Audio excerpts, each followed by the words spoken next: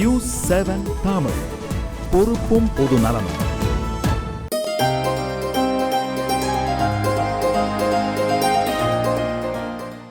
நியூஸ்7 தமிழ் தொலைக்காட்சி நேயர்களுக்கு என் காலை வணக்கங்கள். பல வாரங்களாக நேரத்தை பற்றி நாம் பேசிக்கொண்டிருக்கிறோம், சிந்தித்து கொண்டிருக்கிறோம். நேரத்தை விழுங்குகிற பல விஷயங்களை நான் அடையாளம் காட்டி கொண்டிருக்கிறேன். அவற்றிலிருந்து விடுபடுவது எப்படி என்பதை பற்றியும் நாம் தீர்வுகளாகவும் பார்த்து கொண்டிருக்கிறோம். நேரத்தை விழுங்குகிற ராட்சசன்களிலேயே மிக மோசமான ராட்சசன் யார் என்று சொன்னால், தீய பழக்கம் இருக்கிறதல்லவா, அதுதான் மிக மோசமான. தூக்கத்தை விட, சோம்பல் தனத்தை விட, வேறு எதையும் விட இதுதான் மிக மோசமான ராட்சசன். அதான் சொல்லும்பொழுது விட சொன்னார்கள், மது அரக்கன் என்று சொன்னார்கள். தீய பழக்கம் எப்படி நேரத்தை விழுங்க முடியும்? அது வாழ்க்கையோடு வாழ்க்கையாக அதுபாடு ஓடிக்கொண்டிருக்கிறது. வாழ்க்கையிலே அதுவும் ஒரு அங்கமாக இருக்கிறது. அது எப்படி நம்முடைய நேரத்தை விழுங்க முடியும் என்பது தீய பழக்கத்தை பின்பற்றுகிறவர்களுக்கு ஏற்படக்கூடிய ஐயம். மற்றவர்களுக்கும் கூட அந்த ஐயம் ஏற்படலாம். தீய பழக்கங்களை நிறைய வகைப்படுத்தலாம் என்றாலும் கூட, ஒரு பொது ஊடகத்தினுடைய கண்ணியம் கருதி நான் இன்றைக்கு இரண்டு விஷயங்களைத்தான் நான் தீய பழக்கமாக குறிப்பிடுகிறேன். எனவே மற்றவையெல்லாம் தீய பழக்கங்கள் அல்ல, அவையெல்லாம் ஏற்றுக்கொள்ளக்கூடியவை என்பதல்ல பொருள். முதலாவதாக புகைப்பிடிக்கிற பழக்கம் இருக்கிறதே, அது ஒரு தீய பழக்கம். இப்பொழுதே தொலைக்காட்சி வழியாக உங்களில் சிலரை நான் காண முடிகிறது, அப்படியே நெளிவதை. புகைப்பிடிக்கிற அன்பர்களுடைய நெளிகளை சொல்லுகிறேன். இதை நான் மானசீகமாக நான் பார்க்கிறேன் என்று சொல்லுகிறேன். ஒரு சிகரெட்டை பிடிப்பதற்கு ஒருவேளை ஒரு 5 நிமிடம் அல்லது 7 நிமிடம் ஆகலாம், அல்லது அனுபவித்து சாப்பிட்டால் இன்னும் கொஞ்சம் நேரம் ஆகலாம். அதுவே தினமும் 5 அல்லது 7 அல்லது 10 அல்லது 20 என்ற எண்ணிக்கையின் போது எடுக்கும் பொழுது அது 100 நிமிடங்களாக 140 நிமிடங்களாக பெருகி போகிறது. எனவே ஒரு 2 மணி நேரம். அந்த நேரம் ஏதோ வேலை பார்த்து கொண்டா செய்கிறார்கள், இல்லை, ஏதோ அனுபவித்து கொண்டு சுகானுவாக ஏகாந்தமாக அவர்கள் எந்த வேலையும் செய்யாமல் ஏதோ வேறு உலகிலே மிதப்பதைப் போல அவர்களாக கற்பனை செய்து கொண்டு எந்த வேலையும் பார்க்காமல் ஊதி தள்ளுகிறார்கள். எனவே பெருக்கலாக எவ்வளவு சிகரெட்டுகளை பிடிக்கிறோமோ அவ்வளவு நேரம் விரயமாகிக் கொண்டிருக்கிறது. ஒரு பக்கம் இப்படி வீணாகிறது என்று சொன்னால், மறுபக்கம் அது ஆயுளை வேறு வகையிலே குறைத்து கொண்டு இருக்கிறது. எனவே இந்த பக்கம் தள்ளல், அந்த பக்கம் நெருக்கடி. எனவே அதில் இடையிலே சிக்கிப்போவது ஆயுள்தான். ஒரு மருத்துவராவது புகைப்பிடிப்பதை நியாயப்படுத்துவாரா? அது ஒரு நல்ல பழக்கம், எப்பொழுதாவது கூட அனுமதிப்பாரா? இல்லை. அதன் மூலமாக ஏற்படக்கூடிய கெடுதல்களை சொல்லி இன்னும் ஓயாமல் அவர்கள் சொல்லிக்கொண்டே இருக்கிறார்கள். புகைப்பிடிப்பவர்களை பற்றி லியோ டால்ஸ்டாய் என்கிற பெரிய ஒரு ஒப்பற்ற ஒரு மேதை சொல்லுகிறான், மிக கடுமையாக சொல்லுகிறான். எனவே அவனை முன்னிலை நிறுத்தி அவன் பின்னாலே நான் ஒளிந்து கொண்டு சொல்லுகிறேன் என்று சொன்னால், அந்த வார்த்தையை சொன்னால் சொன்னவர்கள் மீது கோபம் வரும். லியோ டால்ஸ்டாய் என்று சொல்லிவிட்டால் நான் தப்பித்து கொண்டு விடுவேன். எனவே சொல்கிறேன். அவன் சொல்லுகிறான், மிக கடுமையாக விமர்சிக்கிறான் புகைப்பிடிப்பவர்களை பற்றி. அவன் சொல்லுகிறான், ஒரு முனையிலே நெருப்பு இருக்கிறது, மறுமுனையிலே முட்டாள் இருக்கிறான் என்று சொல்கிறான். அவ்வளவு கடுமையாக அவனுக்கு கோபம் வருகிறது. ஏனென்று சொன்னால் அதனுடைய விளைவுகளை அறிந்தவனாக அவன் இருக்கிறான் என்பதனாலே. புகைப்பிடிக்கிறவர்கள் பெரும்பாலும் தங்களுக்குள் செய்து கொள்கிற சமாதானம் அல்லது மற்றவர்களுக்கு சொல்லுகிற சமாதானம் என்னவென்றால், எனக்கு தெரிஞ்சவன் சின்ன வயசுலேருந்தே பிடிக்கிறான், அவ்வளோ வயசானவர், எவ்வளோ வருஷமாக பிடிக்கிறார், அவருக்கு என்ன ஆச்சு, அவர் நல்லா தான் இருக்கார் என்று. இது ஒரு நல்ல சமாதானமாக ஏற்றுக்கொள்ள முடியாது. ஒருவன் 2-3 நாட்களாக ஓடையை கடப்பதற்காக ஒரு பாறை என்று நினைத்து கொண்டு ஒன்றின் மீது காலை வைத்து தாண்டி போய் கொண்டிருந்தான்.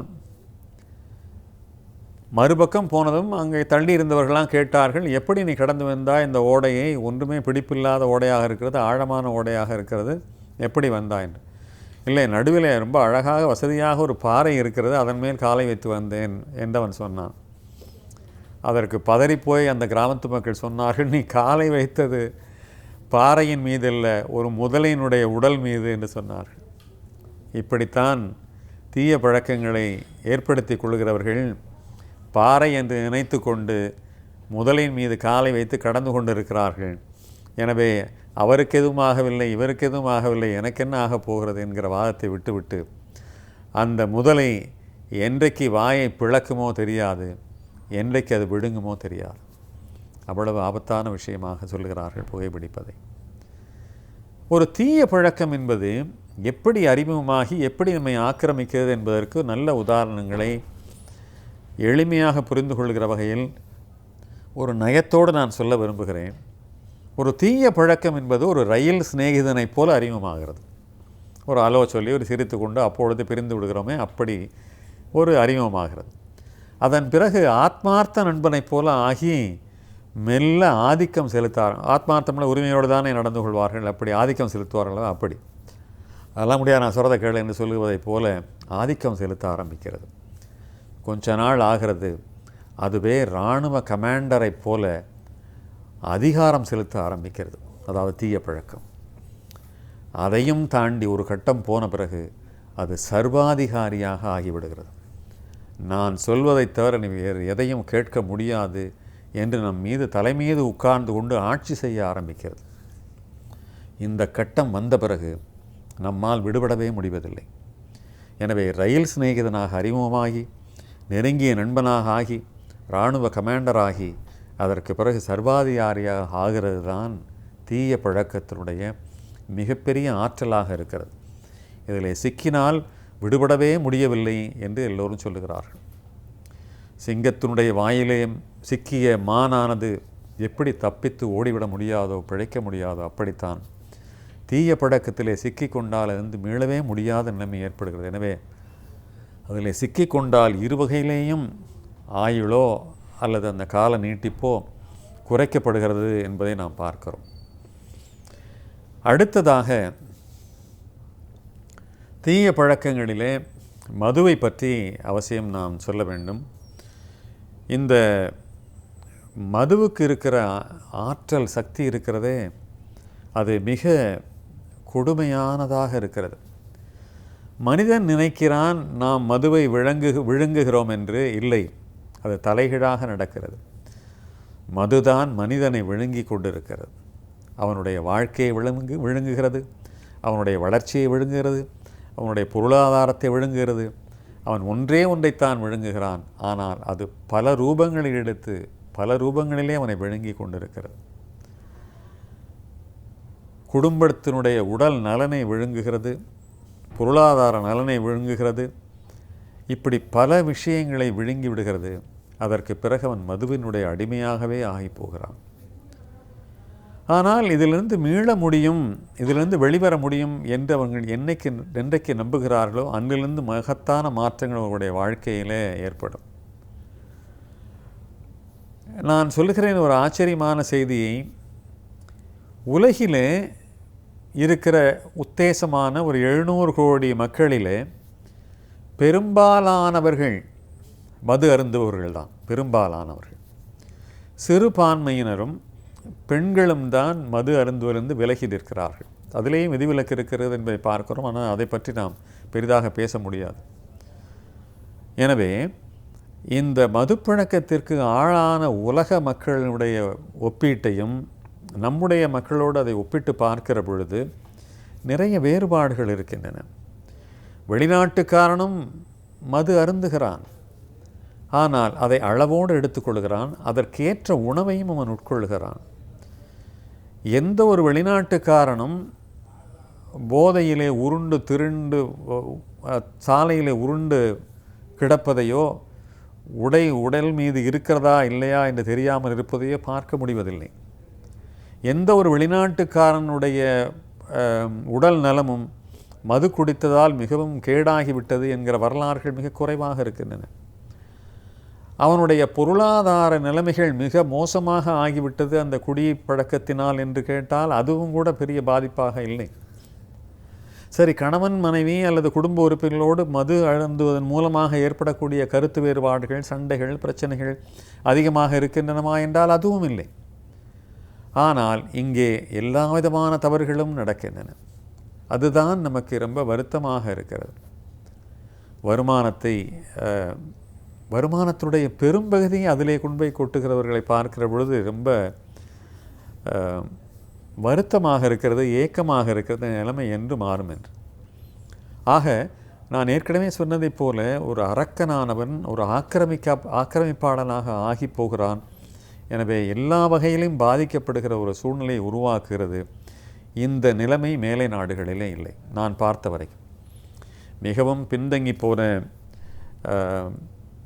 லாவோஸ், கம்போடியா, வியட்நாம் போன்ற பிலிப்பைன்ஸ் போன்ற நாடுகளிலே கூட இவ்வளவு பாதிப்பு இல்லை. ஆனால் நம்மவருடைய சுற்றி நடக்கிற விஷயங்களை பார்க்கிற பொழுது ஏதோ இந்த கெட்ட பழக்கத்திற்கு அப்படி ஒரு அடிமையாக ஆகி போகிறார்கள்.